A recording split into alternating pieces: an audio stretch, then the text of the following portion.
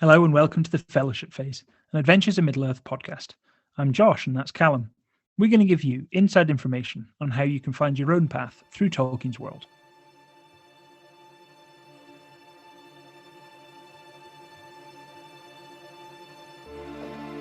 In ages past, the first Dark Lord, Melkor, built his strength, and he slept not, but watched and laboured, and the evil things that he had perverted walked abroad, and the dark and slumbering woods were haunted by monsters in shapes of dread.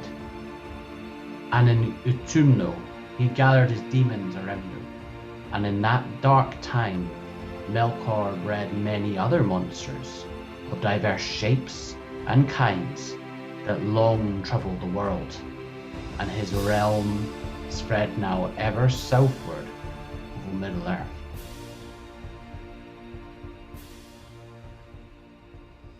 Well, hello Callum and Brendan. Hello. Hello. Welcome back to the podcast. Welcome back to the podcast, Brendan, and I guess welcome back, Callum. Although we always hear, I don't know, narratively speaking. Welcome to you both and to everyone who's listening. Thanks very much. Good to be here. We are going to talk about monsters. That was a very ominous start that you gave us, Callum, but it feels very fitting to what we're going to talk about. And there's a lot to get our teeth into, if that's a fair image to use. Sink our toothy maws into?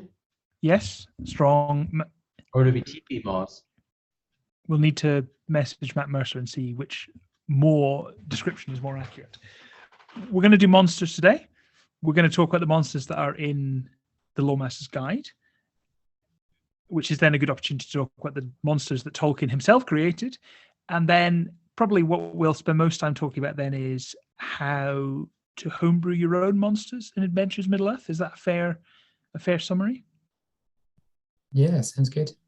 I think that may be the most structured agenda we've ever had for an episode of this podcast. So a gold star for us all. Are you saying it's structured because I didn't say anything? I'm not going to comment on that. I'm just going to keep talking and hope that the structure stands. Shall we start? Cooler than orcs in this podcast was that burn you just served me. I'm going to write that down here in my little gratitude journal. I think my alignment is somewhat chaotic, so it's fine. I'll forgive you, Josh. Keeping this podcast under control is going to be difficult because I'm the only one of the three of us who hasn't actually lore-mastered a game. So I'm going to need information from the two of you about the Loremaster's Guide and the monsters, which will require the chaos of Callum and the evil of Brendan. I wasn't expecting to laugh, but I'm really here for it. The Loremaster's Guide then. Okay, we go right back to the beginning to when we set off. Actually, before Brendan even joined us, we were level 1 characters. The first enemies, the first monsters that we fought were actually just brigands on the road. How does the Loremaster's Guide do in terms of giving us baddies and evil things to fight as players? So they lay out the stat block in a set format. It's on like a bit of mock paper. It is extremely similar, if not identical, to the 5th edition, other than the sometimes additional abilities. Although most monsters don't have proficiencies in those, so it doesn't come up. They're quite nice. They're quite easy to read. I do like the way that they lay them out. When I first started playing, I would just print them out on a piece of paper or have the reference in the book. And since then, I've automated it all in Roll20 because time. It takes time to do, but it makes the battles run much quicker. So yeah, those first brigands were interesting to roll with, and we've come a long way since fighting them. That was the first time that you'd ever DM'd before, Callum. So that was presumably the first time you'd ever had to handle monsters, creatures of your own, was those brigands. Was it intuitive the way it was laid out? Like when you were running the game, did it make sense to you, or was it just a whole mess of crap for you? I think it took us a long time to do a very simple fight, and it was really quite difficult. But I don't really remember how it felt. I think it felt fun. I'm not sure I could say more than that. It was quite a long time ago. I can't think of much of a difference between the stat blocks for Adventures in Middle-earth and fifth edition, but they're basically they're very, very simplistic versions of the player character sheets. I mean, they behave in the same way, all the stats work the same way. They just, they take out all the exciting stuff that players will want to do and make player characters kind of eventful and just make them simpler. That being said, though, you always have to run, or you generally have to run multiple ones at the same time, especially when you've got kind of brigands and things, because brigands are bad at fighting, so you need lots of brigands for it to be a challenge.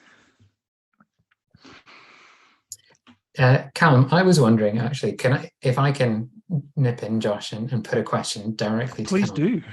That first fight, the brigands, did you go for brigands from the Adventures in Middle-earth book? Did you go for 5th edition brigands? Is there any difference?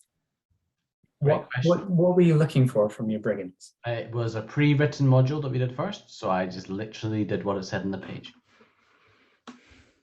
So I think they're slightly adjusted. They're actually 3 named characters, but they just used the generic brigand stat block, which I think is different. I think I'm not aware of any profiles that are just lifted from 5th edition. I think everything's been adjusted, changed slightly. For example, orcs are a good thing to have an example. They're very different from how they are in 5th edition, just like orcs in Tolkien's world are very different from how they're represented in later or other fantasy settings. Yeah, that's definitely true. I mean, they definitely, because orcs in 5th edition are very kind of powerful. They're kind of like a cut above the kind of normal bad guys. And Tolkien orcs are a lot more like D&D goblins, I think. Would be a... Yeah, you could have a whole episode debate on like goblin, orc, uruk, like all these terms that Tolkien quite often uses fairly interchangeably. And I think we've got this really defined image in our heads now because of the films and the way that they were portrayed differently, and maybe Rings of Power now. But I don't know if it's as clear cut as we would like it to be. But maybe we'll just stick with that. I always got the sense that Tolkien didn't really care that much, or wasn't really invested in what the distinction was. There were 3 words for the same thing. But that being said, it's really hard to do a game which is kind of so defined by rules and kind of quantifying of things and not want them to be 3 different things. Yeah, I think that's maybe just a general thing for Tolkien, is that the evil is indistinct, and the core message is that everybody is capable of evil and it's there. That reflection on it, rather than being like, here's a specific like laying out, like everything's very sinister, but it's not well defined. And most of the terror of the enemy is not knowing. So if you define something, then it becomes usually easier to not be afraid. We're afraid of what we don't understand, and that bears true when we talk about evil in this setting. So as you say, we have a game that's very based on rules, then we're trying to define a lot of what Tolkien deliberately, I feel, didn't define. But I think the other thing that is really important, or is a big factor when it comes to monsters and Adventures in Middle-earth, is that it's got the Tolkien inheritance on one side, and on the other side it's got D&D. Now, they're not totally independent of each other, but there's a lot in terms of the way that monsters work in Adventures in Middle-earth that is inherited from D&D. And I think one of the things, I don't know if you want to talk about it now or come on to it later, is about the challenge rating system and about how difficult certain monsters are for a party to fight. I think that is something where it's really obvious what's come from D&D. There's big differences. I think we spoke about this in an earlier episode, that I kind of don't really look at challenge rating now, although maybe that's just because you guys are so hard to challenge because now level 9. So I don't really worry about over challenging, because I'm like, they'll probably be fine. but there's quite swingy abilities in a lot of them. Like basically all the orcs, apart from I think a couple, have sunlight sensitivity, so they have disadvantage on attack rolls and perception checks during daylight, stuff like that. And they kind of force you into a setting where you need to use them in a specific, like an ambush, or it's misty and it's dark, for them to have any chance. And the challenge rating is just a set number, and we'll talk about this more in a future episode, but so much of the challenge in combat in Adventures Middle-earth comes from the setting, just like Tolkien's world is. The rocks, the trees, the terrain, the water, the weather, all these things really ground you in the world. And so challenge rating is hard, because you can't be like, well, modify the challenge rating by 2 if they're in rain, but if they're like, who cares? Like, just make it up. It's funny how much, and like I love rules. It's funny how much we all love rules to a point, and then there's a cutoff, and it's like, no, that's it. That's enough rules. I'm having no more of that. Well, we really I've enjoyed this text. That cutoff level. That's what we need. I like it. Maybe people could email in to thefellowshipphase@gmail.com if you have a good suggestion of what we could call that rule. And if someone does, we will use it from now on. The point at which rules no longer matter. I have a question for you both, if I may dive in. One of my favorite things when I get a new role-playing game, and I have far too many, is looking in the book for the section that contains the monsters, or if there's an independent book compendium of them, flicking through it because it's fun. Normally the art is good, and the child in me wants to find out which the most powerful monster in the book is. I don't have the Loremaster's Guide intentionally because I'm enjoying being on this side of the screen. How is it contained in the books for you as Loremasters? Like, is it like a big list? Are they all collated together? What as a Loremaster do you have for monsters? I am going to let Callum answer this, because I am going to be honest and say that I don't use monsters from the book. I quite like making my own monsters and thinking about what they're going to do in the story and then building them back from that. I love it. I like your foreshadowing. I like it. Yeah. So I love more than playing the villain is creating the villains. So true. I'm going to totally disagree before we start on anymore. You're going to disagree? I'm just going to disagree that you've got too many RPGs, Josh. Oh, I see. Okay. Oh, fair enough. I did the suspense thing. So the Loremaster's Guide lays out, there's a section called the Wilderland Bestiary. And in that, they divide up the creatures into different sort of groupings. So like orcs and other things. They put hags in with orcs, which is interesting. I didn't notice that before. And intermix the like profiles, like the actual factual bits, with a little bit of detail on orcs, maybe a little bit of, oh my god, I've never read that. This little section of orcs. So they have like, say they have like orcs, and then they have little paragraphs telling you about orcs of different areas and some details about them. Some adventure seeds. They have some art, which is really nice. And yeah, I think it's really nicely laid out. It's interesting to read. It's visually appealing. There's a little bit of like story hooks and extra detail in there. It's good, and in addition to the Loremaster's Guide and some of the region guides and some of the adventure books, there's additional profiles. And somebody in the community, I don't know who, otherwise I would credit them, but ages ago on the Reddit page, which if you're not on and you're listening to this, then you should go on. They posted a spreadsheet that they'd made, which was listed all of the profiles for NPCs and adversaries in all of the books, with like where you can find them, and that has been invaluable. So big thanks to whoever made that. Maybe I can find it on the document. Always here for a shout out for the AIM subreddit. Excellent community. Right, this list, which I've never seen before, but it's interesting to see behind the screen. There's a huge number here. This is everything that's available in the published materials. Now, Callum, from our game, how much of this have we used, do you think, percentage-wise? If you just hedged, how much do you think we've used or seen or encountered? Maybe a third to half. A lot. Okay. A lot. Wow. Like when I'm like, here's a new enemy or here's a person, I tend to go to the book first, and if there's something that I'm like that fits, I'll use it, and I'll adapt it, and I'll maybe like make it slightly more difficult. Or the converse sometimes is true, is that there's obviously characters in the world that I know you'll come across, so I just take them and put them in. So yeah, I try to use them where I can, just because I think, well, someone else has put thought and effort into this, and there's already enough planning and thought that I need to put into everything else. So if I can take shortcuts, I will take them. I also will use D&D monsters not infrequently, particularly if I have, and I would never do this, but hypothetically, if I had not done enough prep in advance and I was sitting down 30 minutes before the game with nothing ready. So if in theory in the future that happened, that's what you would do. No, I've definitely thought it out and put a lot of effort in. Yeah.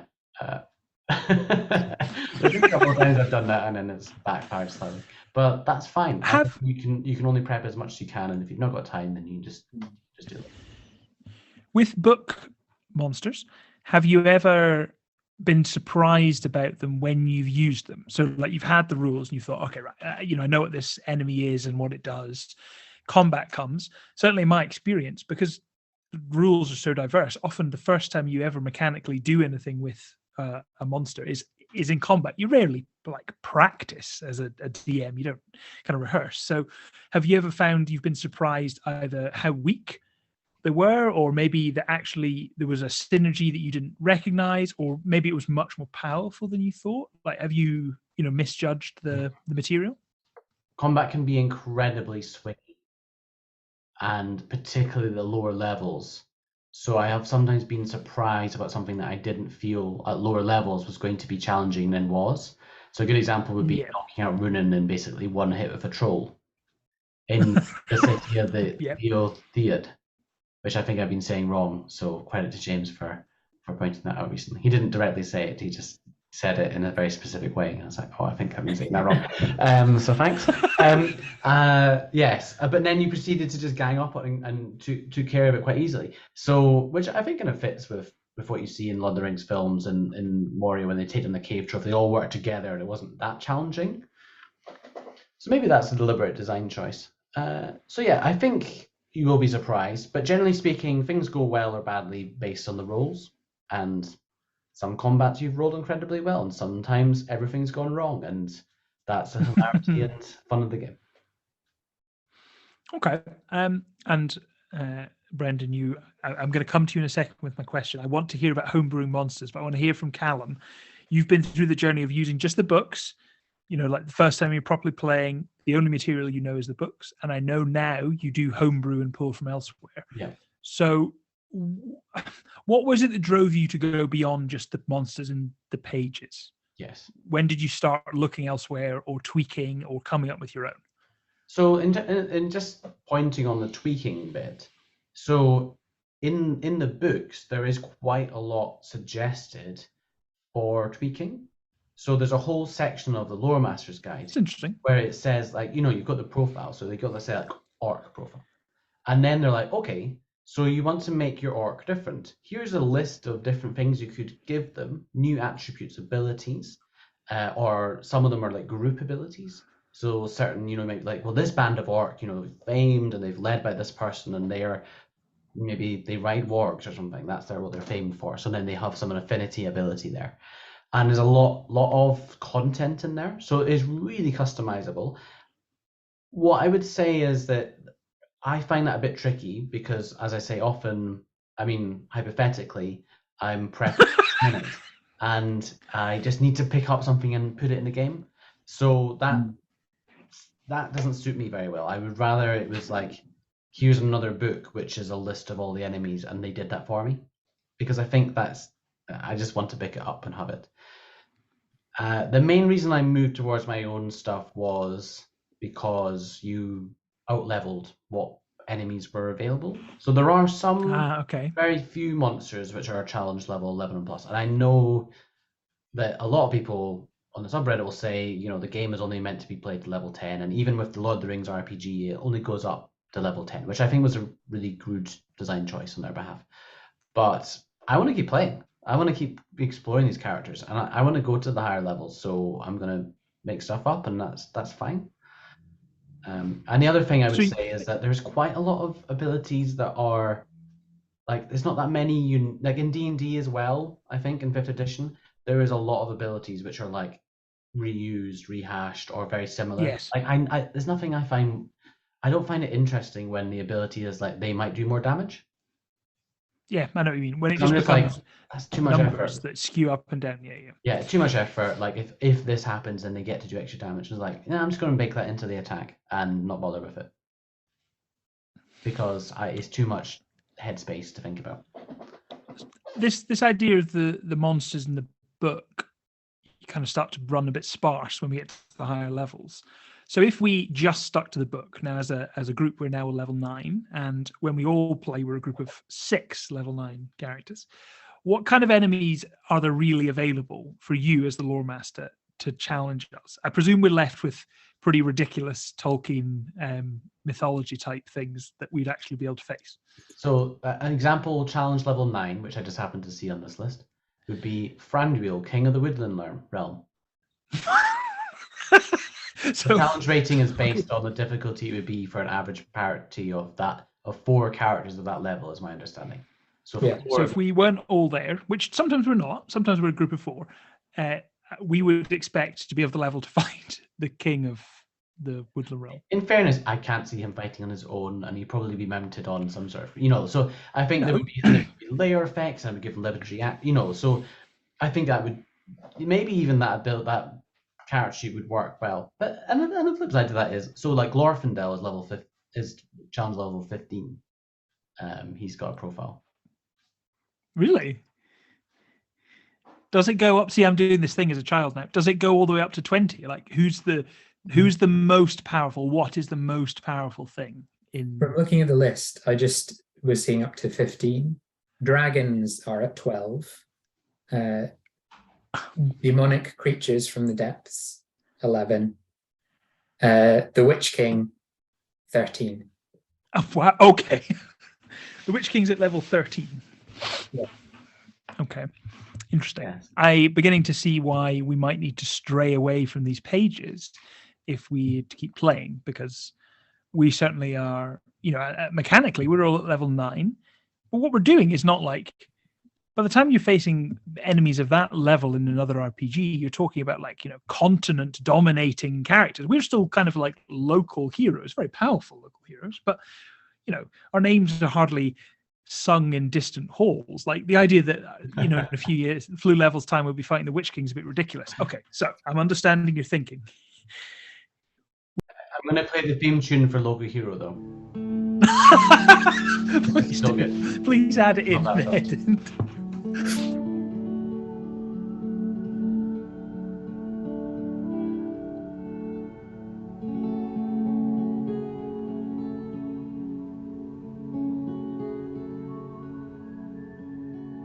You need to move away from the books, right? This is making sense. So where do we go from there, Brendan? You've done this a lot. So I think that Callum and I had multiple conversations about the monsters in Adventures in Middle-earth before I tried my hand at lore mastering. I think that the kind of the challenge rating and the way that the monsters are scaled in Adventures in Middle-earth is reflective of that D&D heritage, in that in D&D, characters level up to 20. They're not going to be troubled by animals by the time that they're level 5. Animals are not going to be challenging. Humans are going to be a little bit dull. They're going to be fighting exotic monsters, kind of 5 to 10. By the time they get past 10, they're going to be fighting, kind of awesome beasts from various planes. And by level 15 to 20, they're going to be fighting cosmic forces, essentially. The issue is that the challenge ratings of the monsters for Adventures in Middle-earth are lifted, not in a kind of copyright breaching way, but an animal is a challenge rating of 1/4 in D&D, and it is in Adventures in Middle-earth. The problem is that because of the the kind of the Tolkien nature of the setting, there's no extra planar kind of battles in Adventures in Middle Earth. Yeah. So you just run out of monsters when you get to that limit of kind of the Tolkien lore.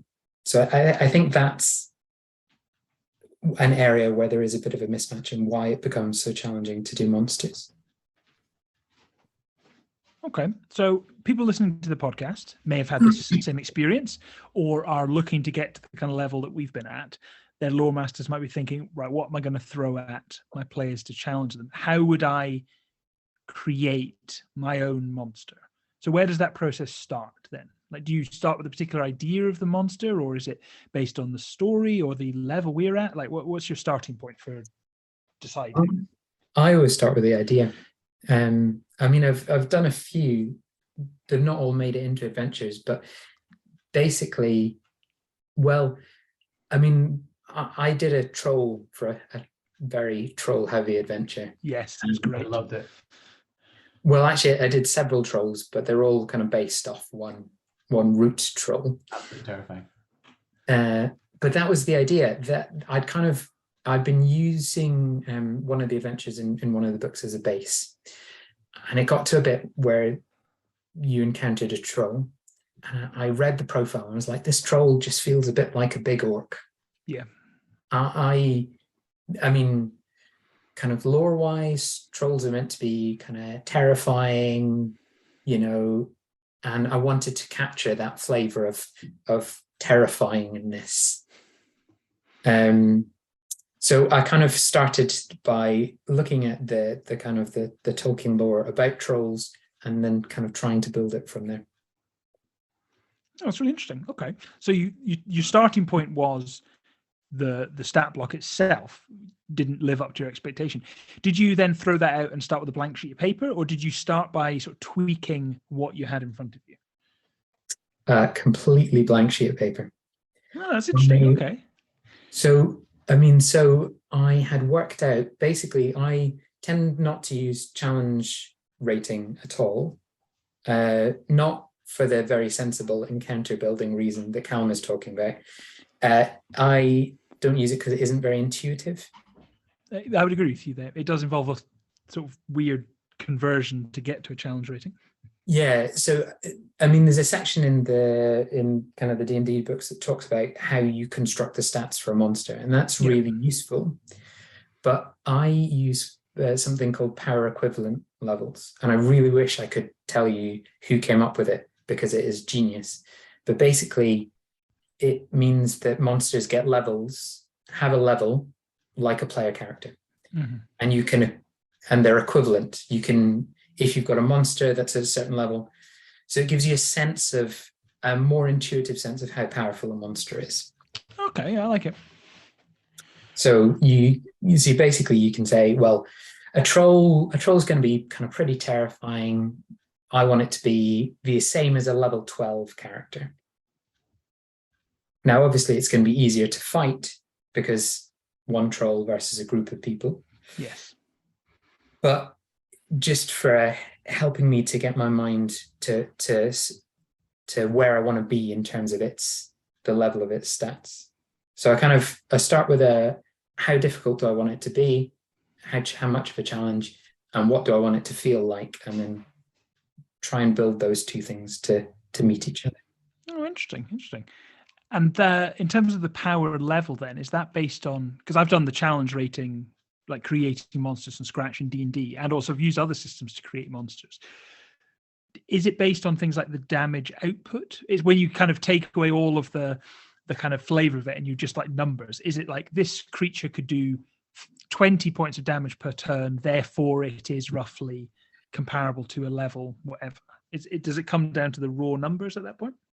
So basically, there's a useful table that someone's made that it turns challenge ratings into these equivalent levels, and then you can just use player levels. And for balancing encounters, you just total the player levels, you total the monster levels, and then that gives you the strength of both that sides. makes so much more sense. That's really interesting. I found it online, so I will send you guys the link, and I'm sure you can drop it in the chat if people That's want great. to have a look at it. Because it adding them together instead of doing loads of calculations makes it easier. Now, I'm not against doing calculations, but I prefer to do the calculations in terms of tweaking the monster to make it good, rather than then doing loads of maths to make the encounter work out. There's so many thoughts going on in my head, and there's a couple of things that I want to say. So I think that's so right there, that last point. The two things that come to mind are the lazy DM, Yes. which is just so good, and they always talk about like what you're gonna prep that has the biggest impact. And what you're saying there is, the feel of the monster, but also the challenge. And that's probably the thing. You can spend a lot of time thinking about abilities and so on, but the players don't know what you're doing. And also, you can improv that if you really need to. I don't think that's. I quite like improvising stuff on the fly, so I think that's fine. And then the other thing was, to prepare for today, I was listening to the Melonheads podcast, The Council of Elrond, which was they have the podcast.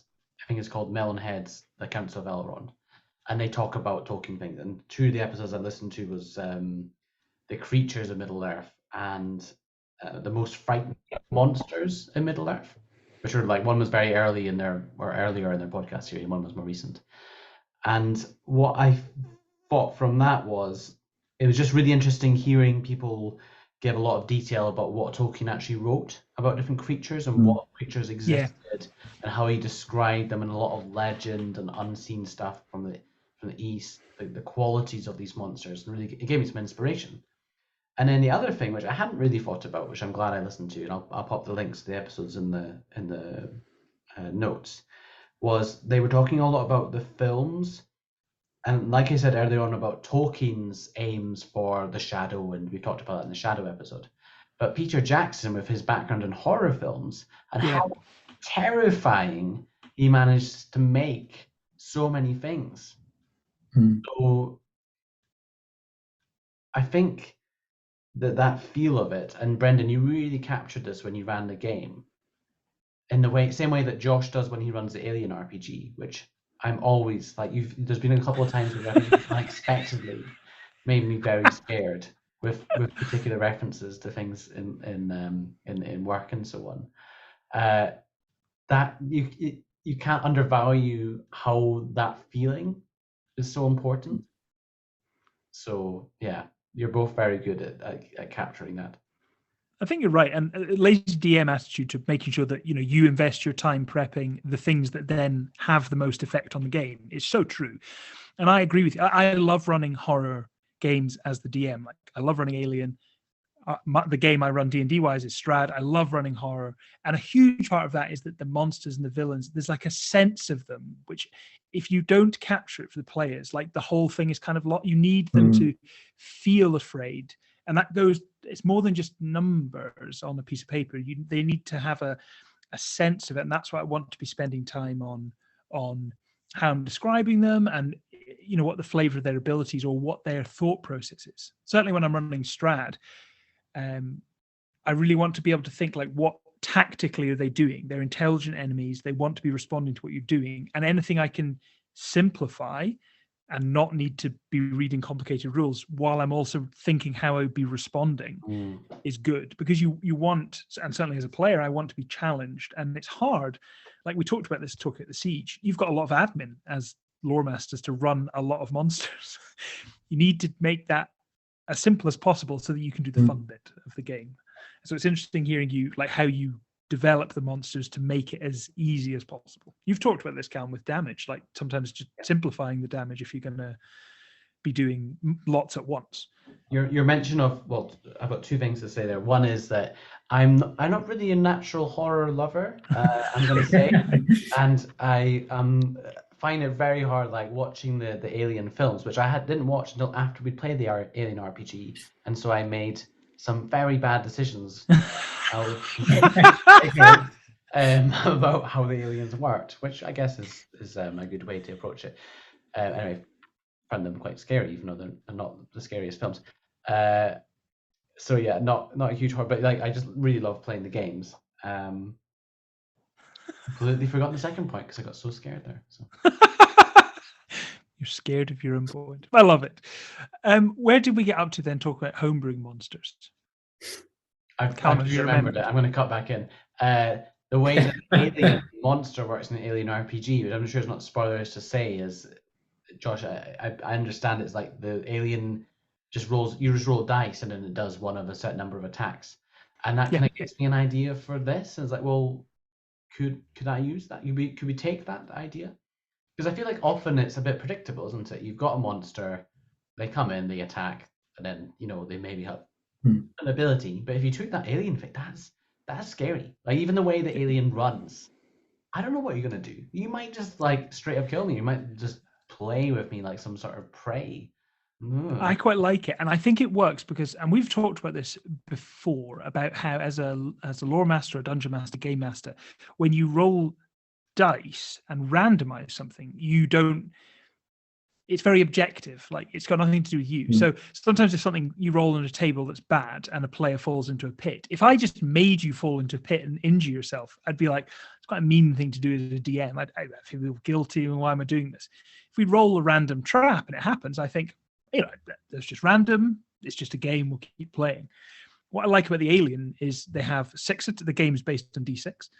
They have 6 attacks, and when the alien attacks, the player who I'm attacking will roll a d6 for me, and they do that attack, each of which has a little narrative thing, and then an effect of some kind. And all of them have an effect. Some of them do mega damage, some might stun you or affect other people around you. I like it because I think it means that as players, you can't read me. You can't think. The idea is the aliens are the unknown horror. There's no way you can predict what's going to happen. You can't read, oh, well, what tactically would be best is this. So Josh will probably do, nope, it's that you don't know what's going to happen. And I think you could mod it over and potentially add an element of kind of fear of what this creature is going to do. I think that's really interesting. And I mean, I will definitely look out for orcs behaving randomly in adventures going forward. I think there's like men behaving badly or something like that. It's a sitcom that we will write.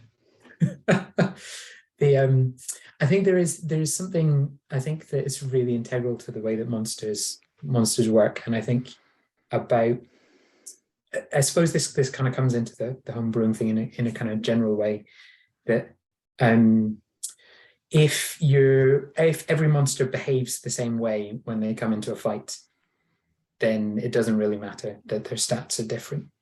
That we're kind of coming back to that sense of feeling, that you want to have a sense, you want to try and convey a sense that the monster has some kind of agenda if they're intelligent, or a sense of what they're going to do, and that they're doing it for reasons other than just because me as Loremaster thinks it's the best tactical play to introduce a certain level of peril. So I think that's really important. I think, so I think that kind of all of those things, trying to get the feel of the monster, trying to get a sense of the tactics of the monster, what would the monster do in various situations, is kind of really important when you're kind of homebrewing them. Do you ever note that down? Do you have like a because I've seen, so you've done a lot of work on trolls and some stuff on ring wraiths and some other things, and you've got, I can't remember how you did it. Maybe you'll be able to tell us, but that you had this like really nicely formatted PDF which just looked beautiful and looked like almost like a semi-official supplement. Do you write that sort of tactical stuff down, or do you just sort of know it now? I do write it down, and I write it down for the reason that it makes total sense to me when I'm writing it down for the first time, but I'm aware that often there may be months and months between me doing it and me looking at it again, and so it's just to be like, all right, that's what I was thinking. To give you an example, though, when I was writing about when I was designing ring wraiths for one of our games, I wrote a little blurb for myself about what the tactics are of ring wraiths, and basically the tactics of ring wraiths are you are immortal, but you don't want to die. You got your ring of power. You are very self-interested in that sense, but also completely devoted to serving the will of Sauron. But you can look at things a bit differently if you are going to live forever, in which case, why bother putting yourself into a dangerous situation? It's much easier to walk away, wait a week, wait a year, come back and kill the person then. That's really interesting. And I guess it's also, yeah, I wonder if you could like analyze the ring race actions in the books and the films. Because going back to Tolkien, there's nothing better, I think, when you're running the game. And would be that a monster or NPC or something else, where you can, the feeling aspect and the easy feeling aspect to get is to just make a reference. So we do this all the time. Like Homer's speech in the last thing, there was lots of like lines that were inspired by parts of Tolkien's work. And doing that with monsters all the time, if I can narrate something in that's like harking back to a scene or a moment or a passage of the book or a quote, that I think is instant, like real easy win Tolkien vibes, if that's the right way to put it. Tolkien vibes is exactly what we were looking for at all times, all Tolkien vibes all the time. Brenda, what you were saying reminded me of something Callum, you and I have spoken about, the book The Monsters Know What They're Doing by it's Keith Amman. Book is excellent, and it goes through the original 5e list of D&D monsters and basically analyzes their stat blocks, analyzes the stat blocks, and then looks at, so this creature has incredibly high intelligence as a stat. That means they're likely to be quite strategic about how they approach things, or they're incredibly strong or whatever. Your thought process of what do we know about this monster and how would that inform us with how they will actually do things? Because you're right, and certainly when I was an early DM, I used to treat all the monsters kind of the same. Like they would all just run in and attack the players. And sometimes it worked and sometimes it didn't. But it was kind of much of a muchness. Like you could, in like video game terms, you've just reskinned the same thing. Whereas really you want different abilities, different tactics, and different settings to kind of inform what happens. I think that's kind of what you were getting at with Ring Wraith stuff. And kind of Callum mentioned the books there, so and the films, obviously. The thinking about the things that the ring wraiths do, they always wait till night to attack. They're very aware of when they are going to be at an advantage. The Witch King leaves the rest of them to spend some time raising Barrow Wights in the Barrow Downs, and which can only be some kind of strategic ploy in case people wander in there. It's now a dangerous place. There's this sort of kind of the times, and a lot of the kind of the narrative of the kind of the major conflict between the kind of forces of good and forces of evil is about trying to get the forces of evil to act at the time when they don't want to attack. Yes. The evil side always has a sense that, that if they were left to their own devices, they would just wait until they could win and then they would win. So that makes sense. I've not thought about it like that, but you're spot on. So it's sorry? The big enemy of the world is scheduling. It's scheduling. Very fitting to RPGs. Well, I mean, Sauron is Maya of Auli, so scheduling is the. I'm sure Auli is the patron of scheduling. Is that what Galadriel means when she refers to Sauron being Sauron the Deceiver? That he deceived the others about his availability. Harris, my dog, who I don't know if anyone on the podcast has heard before, has been asleep next to me faithfully for this entire episode so far, and heard his nemesis dog, who lives along the street, barking outside, which I'm sure was not audible. But Harris is now quite distressed and is having a monster issue of his own. I feel quite sad. Nemesis dog. Do you think it's more like, do they meet in person? Is it more like the idea of it, the unknown? Mm. That distant sound in the dark, the night. You hear the piercing screech of the Nazgul. That's quite. I think in his ears, the noise of Archie, who's the other dog, who is actually a tiny little dog and isn't that loud. But I think to Harris, to our dog, it is the scream of the Nazgul, that horrifying sound echoing around. But he settled down. We're all good. I have just watched Rings of Power for the first time. I've been very late to it, slightly deliberately. I'm Josh very is never excited. late. He watches it exactly when he means to. Yes, thank you. That's exactly what I should have said first off. You've teed me up well. For those of you who haven't seen it, cover your ears for the next 10 seconds. Obviously, the Balrog appears in it very briefly. You can take your ears away now. My question is the Balrog a profile in Adventures Middle-earth? This is child Josh asking. I 100% would have looked for this first if I had the book. I'd be like, I need to see the profile of the Balrog. Or a Balrog. I'm conscious that we know of the one, but it's not in the list as the Balrog, but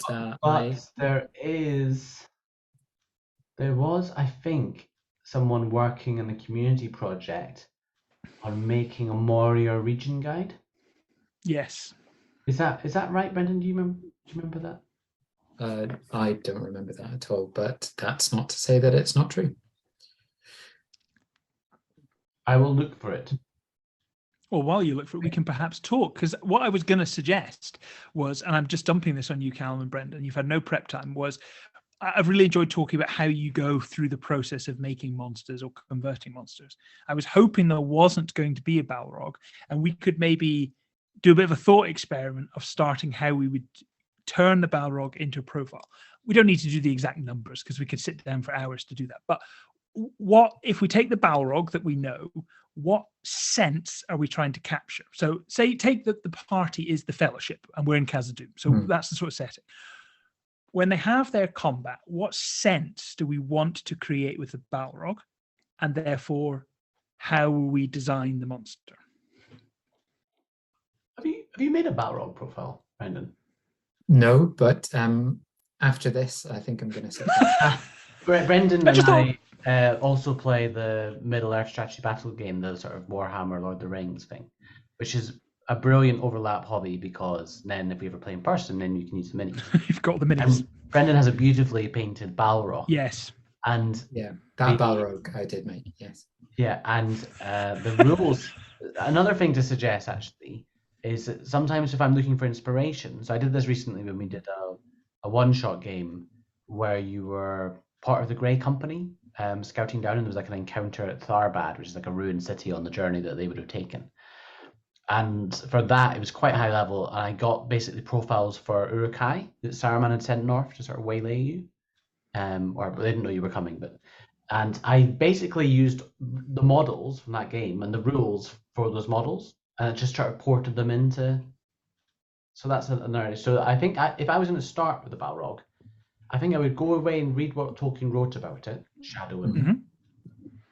I would think about the movie moments, and I would go to the Middle-earth strategy battle game Balrog rules, and then take some ideas from that. That's probably how I would start. How about you, Brendan? I think I'd do exactly the same thing. I mean, I think saving everyone from listening to us looking at books for a while, and I think that ultimately there would be some good rules ideas from there, but I think just trying to get a sense of what it is to be a Balrog, or what kind of that you want the party to get. And there's sort of a kind of a there's the darkness, the fieriness, but there's also I always felt that the Balrog had a certain kind of inevitability. Yes. In the book and in the film, that it just doesn't stop coming. And you kind of get a sense that whatever obstacle you put in its way, it's just going to be a kind of a matter of time before it gets through it.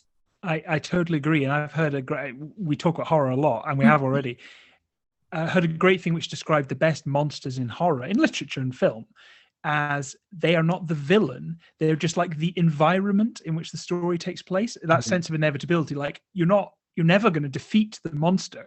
That's not what the story is. The monster is happening. It's coming for you. It's how you respond is where the story takes place. And it does feel like that with the Balrog, that they don't really have a choice. In terms of they don't have a choice to not encounter it. Their decision is what do they do. Now, one thing you talked about with challenge ratings is balance or not caring about balance. I suppose with the Balrog, you kind of actively want to throw balance out the window because part of it is a sense of it being like something so formidable that it is out of your, this power is beyond any of you. So you almost want it to be so difficult that your players consider not fighting it. Would that be fair? Yes, I think. Definitely. Although Yeah. I don't know. We know they're not going to defeat the Balrog unless you go down an alternate timeline sort of route of this game. And so, yeah, maybe just viewing it as we know what might work and what won't work. And so when you're designing the monster, just saying, like arrows, what is an arrow going to do? Unless it's some sort of crazy magical arrow, that's going to have no effect. But we know that, and there's some debate about like Balrogs and in the Fall of Gondolin, like Tolkien never quite decided what they were less powerful, and there was some defeated there, and Garfield managed to defeat them. So then you can think about like, well, how did he beat it? And then the players, writing in rules that mean that if people use tactics similar to what was successful in Tolkien's lore, then that would have a chance of maybe not defeating it, but delaying it. So like if you're using a magical blade, then that's probably going to have some sort of effect. Elves maybe have some resistance to it that you're, if you've got a magic user with you, then there's a chance. But yeah, this sort of harks back to I've got so many ideas for games. One of the games I really want to do is, I'm not sure we've mentioned this in the pod before, apologies if we have, is similar to Critical Role's Exandria Unlimited Calamity, which I think everyone, if they've seen it, will agree is amazing. Do that, but the Moria expedition, with Balin and co. I think that'd be such a fun game of like, adventures in Moria, and then the Balrog comes at the end. And I was looking through all my resources because I tend to just, if I find something useful for this game on the internet, just save it in a big folder. And I often forget about really useful things and then find them later on. There's a couple of things. So there's the MERP modules, Middle-earth role-playing game, and they've got some stuff on Balrog, but it's hard to port because it's some inspiration. But the other thing is that back when Cubicle 7 first released AIM, when they would just put out the player's guide, but they hadn't put out the Loremaster's guide, some people in the community, someone called Effendel and Julian Stanley, with the help of the Cubicle 7 forums, which was the space before the Reddit page, they made a Middle-earth bestiary, which I think you can find on the Reddit page. It's maybe linked. I honestly don't know where I got it from. Anyway, thanks to them. And they have a profile for a Balrog. Which I can maybe tell you about if you're interested. Please do. I'm intrigued to know what, we go through all this process. Ultimately, the Balrog does have some weapons that it uses, even though they're very otherworldly. What kind of damage would we be doing if you're rolling as the Loremaster for the Balrog's whip? How much damage are we potentially doing? Okay, so the whip plus 14 to hit, so probably about level plus player. Reach of 30 feet, terrifying. That's terrifying, yeah. 2d6 plus 8 slashing damage plus 3d6 fire. So around 25 damage. Okay. And you have to take a strength saving throw or be pulled towards the Balrog. So that's not the real damage dealer. So reading from those stats, that plus 14 to hit means that it's going to be virtually guaranteed to hit. Yeah. It's going to hit more than about 3/4 of the time. But the damage isn't actually that terrible, 25. The consequence is rubbish. I mean, who wants to be in? Who wants to be right next to the Balrog? But I think that it looks like someone's written that with a view to it being able to deal reliable damage that isn't going to seriously kill a moderately leveled player. The sword does, on average, 34 points of damage per hit. If it does a critical, it gets extra damage dice. Some of those are fire. It also has a fire aura, which does damage to anybody within range. So it pulls you close to the whip and then starts putting you on fire. Oh, good. Yeah. I like the synergy. Resistance to everything, basically. It's immune to fire.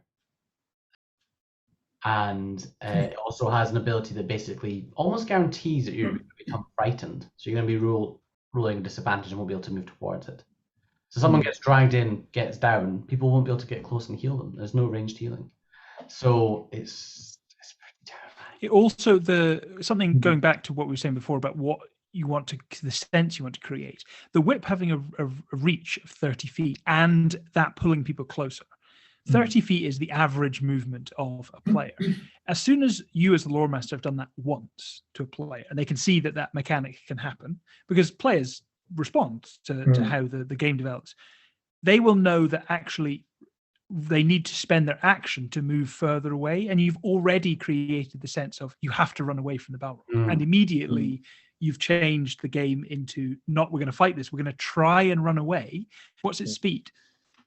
40 feet, and it's got optional flying feet of 40 because of all the debate about whether they actually have wings, whether they can fly or not, which I like as a little addition thing, because I personally don't mind them having wings, but I know that that's controversial. It's very controversial. Difficult to kill them by falling if they've got wings. Yes, it is. Stirring the pot there. A point on resistances, which is something I've learned both from creating monsters and running them. Resistances, it's surprising how quickly you reach a level at which they just go out the window.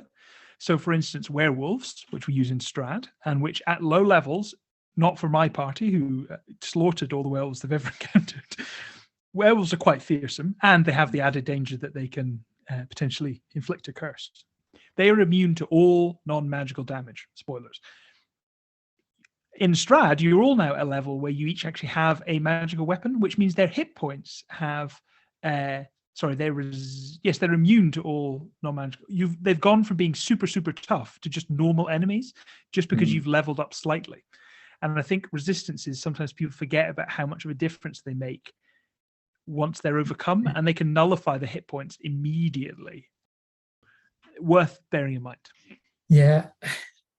I mean, it is an interesting thing, the kind of the magical weapons. I mean, maybe that's a discussion for another time, the role of magical weapons.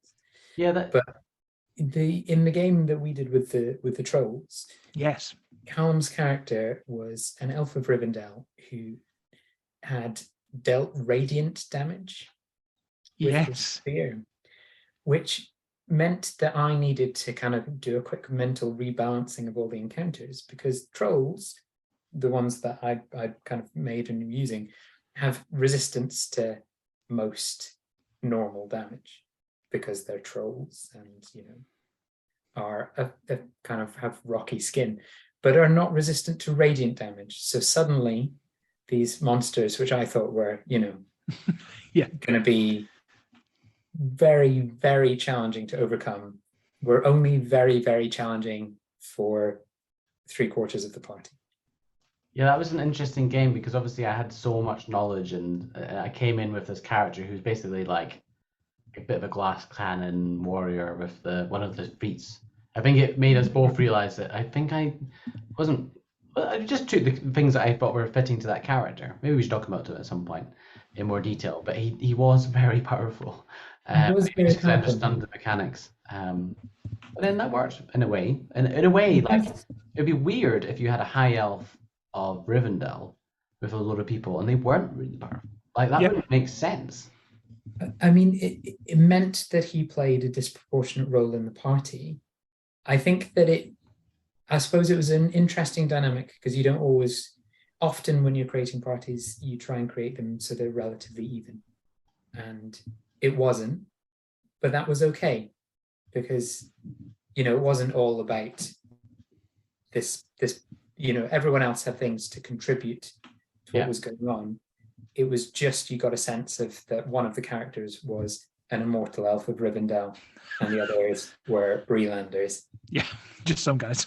Yeah, and I think maybe in the same way that when we're designing enemies, I'm trying to draw this into the podcast, episode, when you're designing player characters, I don't know if I mind about balance that much. Like in our party, Karhu is like, he's almost like superhuman. He's a Slayer. He shouldn't be amazing at ability, but he's just a really well built character and really well rounded. And he often feels like in my head, particularly in combat, like a step above everybody else because the damage resistance is huge. But I honestly I don't know how other people feel, but I don't care because it's like it feels right. Like the Fellowship, they all contribute stuff. Yeah, that's a great example because there's not power equality in the Fellowship at all. But it'd be really quite fun. Like, imagine if you just set up an end game and you actually just each of you played as the Fellowship of the Ring. Or, oh man, this is a great idea. So, Brendan and I have been playing in Middle-earth strategy battle game. I wish there was an easier way to say that. The quest, the Ring Bearer, and in that you can play through the story of the Fellowship of the Ring, but you make your own custom Fellowship. Ah, cool. It has been delightful. It's so funny. So one of our Hobbit characters hit the Witch King in the head with a skipping stone and knocked him out of the game. Knocked him out of the game? Yeah, Farmer Maggot's in the Fellowship, and he's brought his dogs, Grip, Fang, and Wolf, and they are taking names. It's ridiculous. Anyway, what the point to get back to what we're talking about, enemies and players, is that I think there's something quite fun. Like maybe not so much in normal D&D, but in this, I don't know.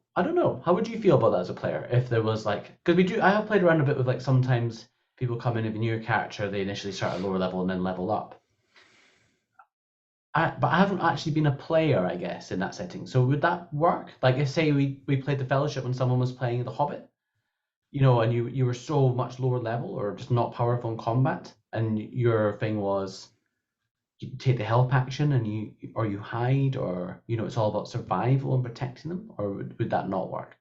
I think it depends on the way that you structure your story and your game. That if it is just to pick a random scenario, if it was a mission to hunt down an outlaw or to go and fight an enemy, then I think you would notice that imbalance in combat more. I think because that's not the purpose of the journey of the Fellowship, that I think if the story has different situations where your less mechanical strengths come through, then that's satisfying. Not every character is going to be the star of every scene. So long as you feel like your character is making a contribution to the story as a whole. Josh and I have spoken about and are excited about doing some episodes where we build NPCs. So we do an episode about let's make Gandalf's profile. Yeah. And I've just suddenly thought it'd be really fun to actually make the rest of the Fellowship as well. I'd have a great time making. It's a great idea. Would they have quite high charisma? Constitution would be good. They can eat a lot. We should definitely do that. That would be great. Right, this is something we need to take away and think about. And people who are listening as well, have a think about. This is a good way of framing, actually, when thinking about play. How would you make people from the books or monsters from the books rules-wise? What would you pull from where? What's inspired you? We've talked a lot about monster creation. One last question I wanted to ask was, I was going to ask what your favorite monster we've either used or played against. That's maybe too much of a question to drop you on the fly. Do you have some fun examples of monsters that for one reason or another were just good fun? They don't have to be high level, though they can be. Just any moments with a creature that was particularly memorable. I would say the time that Callum's cave troll at the city of the what are we calling it now? Theod. I think it's Theod. I would say Eotheod, but when we were there, and Callum homebrewed, I believe on the fly, that the trolls sort of swinging club attack could hit more than one player, which made total sense and we loved, was a highlight. That was you giving the creature an ability that you thought it should have on the fly, and it was brilliant. I think that was a good use of that. That gave us what we wanted, which was it was fun to play the game. So that's a good example, I think. What about you two? I think I know. So should I go next? Go next. Okay, I think my favorite was when you were in Gundabad for something like 10 or 20 sessions of the game, hours, and you were going around. I put a lot of thought into like different factions of orcs, different types of fighters, different styles of fighting, and then had different like named characters that were like quite customized. And I think that was after a lot of time, and that was like homebrewing a lot of them. And I took inspiration from, you know, things that we see in the films, like actions that people take, and be like, oh, that's a cool action, or in other types of things. So there was like one enemy that, you know, if they charged into the battle, then they got a bonus to their damage. There was some that were more focused on stealth. There were some that had like low level sort of magical abilities, some which took the sort of berserker style of, or sort of trolls style things where they had resistances.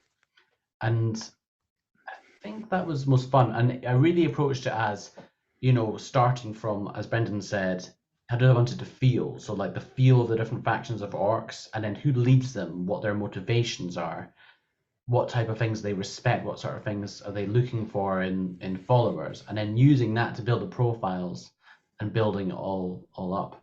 And I hope that came across, because I use lots of custom images, so you never knew what the profile was that you were going to be. Yeah. Any of them before, so there was still quite a lot of tension, a lot of, around any corner there could be a different. And you probably encountered about quarter to a third of what I built for Gundabad, which was fun because I've still got a load of stuff left. But yeah, I think that was my favorite time, and running them made it really fun for me as well to run them. I mean, Gundabad was amazing, and effectively, in simplest terms, it is a mountain full of orcs who in the rules are not, you did say they're customizable, which was interesting. They're not that diverse in terms of the rules, but it felt like each encounter and each enemy was different. So you did a top job. And Brendan. Spider as well. Oh, let's not talk about that. Let's just we've managed to get this whole way through this episode without talking about spiders and my hatred of them. Yeah, I forgot. I always forget and like bring out spiders, and then Josh is just, his face is so unhappy.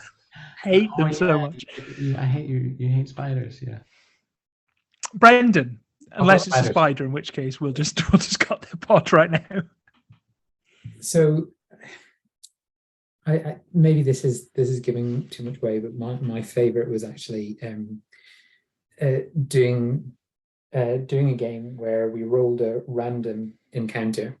So it was a journey event, and I rolled 2 12s, so the many meetings, the meet a famous character from Middle-earth. And so just kind of had to throw Gandalf in there, and it's like, oh my god, what's Gandalf going to do?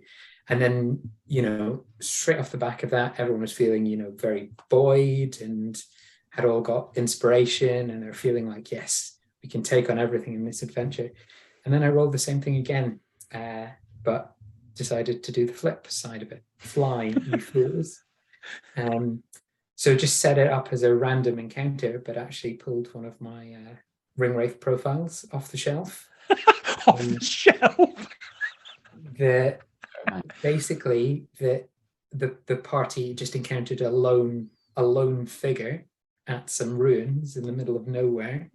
And I think the thing that I really enjoyed about it as an encounter was that everyone kind of came at it in the sort of a gung-ho, we can do anything, Brendan's put these challenges in so that we can defeat them, and aren't our characters going to be great? And then just that first moment when they started to sneak up on this Ringwraith, and then one of them tried to attack it, and he turned around and froze. I got them to do a wisdom saving throw, which they then failed, and then were suddenly rooted to the spot. and they realized that this was something absolutely awful. And there was just a really pleasant moment where you could see everyone kind of going, oh, this encounter isn't working in the way that we thought it was going to do. This thing is a bad thing. Maybe we should be avoiding it instead of trying to just charge in and take it out. I thought we were going to die. Like, we'd really kind of committed, maybe a bit too much, not knowing what it was, and it wasn't clear. You did a really good description of, on retrospect, being like, oh yeah, that's what it was going to be. But we weren't expecting it, we didn't know it. And I think I really enjoyed it. You talked about the power disparity. Because it was so terrifying, it was like, well, what would your character do in that situation? And my character was like, well, I'm the strongest character, so like I have to stand and fight, and I really thought he would just die there and then, to be honest. He lasted like 2 rounds. It sort of felt like Aragon at Helm. He did survive, just for the benefit of everyone. Oh yeah, listening. No, they didn't all die. They managed to get away. Yeah. Callum's character did. Have some ability, the High Elf Rivendell's ability, that you can get them to skip force them to skip a turn if you spend a load of hit dice.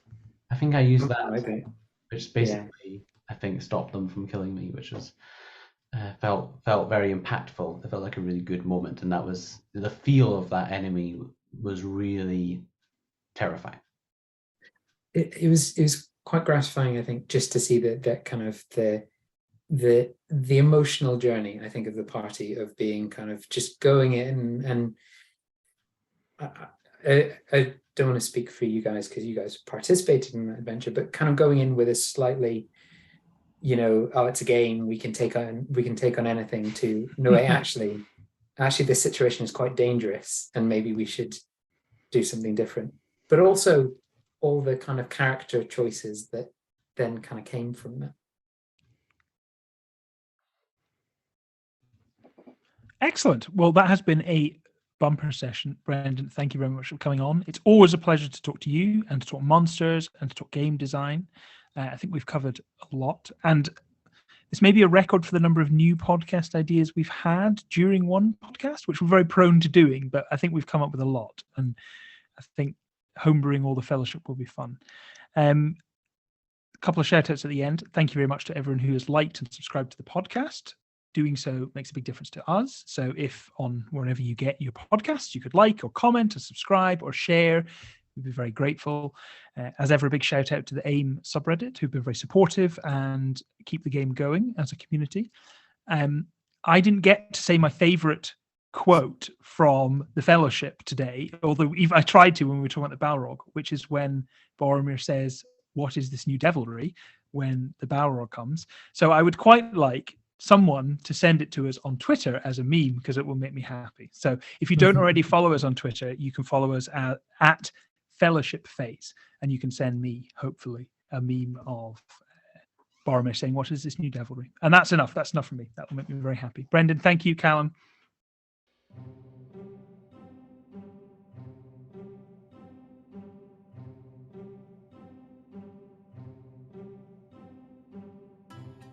No emails except on party business.